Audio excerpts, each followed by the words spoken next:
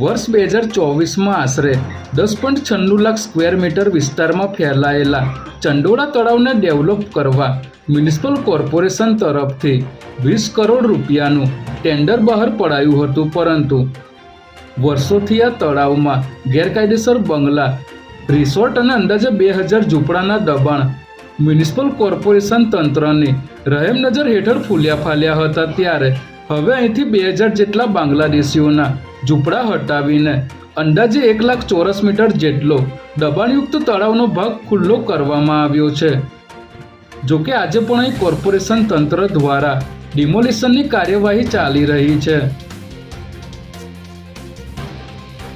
નિવૃત્ત IAS અધિકારી પ્રદીપ શર્માએ રેવન્યુ વિભાગના અધિકારીઓ સાથે મળી સંજય શાહને કરેલી સરકારી જમીનની ફાળવણી મામલે ઈડીએ મોટી કાર્યવાહી કરી છે.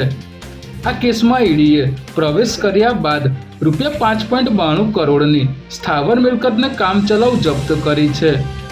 ઈડીની તપાસમાં સામે આવ્યું છે કે પ્રદીપ શર્મા અન્ય મહેસૂલી અધિકારીઓ સાથે મળીને સરકારી જમીનની ગેરકાયદેસર ફાળવણીમાં સામેલ હતા, જેમાં પ્રદીપ શર્માએ સરકારી ઠરાવની અવગણના કરીને સંજય શાહને જમીન ફાળવી હતી.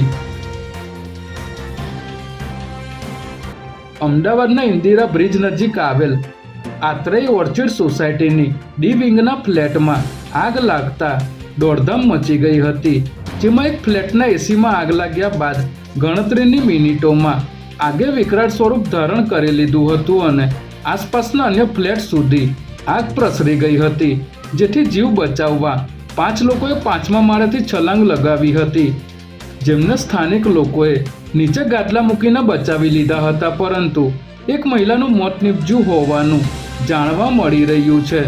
જે બાદ ફાયર વિભાગ દ્વારા 27 લોકોનું રેસ્ક્યુ કરવામાં આવ્યું હતું અને ભારે જહેમત બાદ આગ પર કાબૂ મેળવ્યો હતો.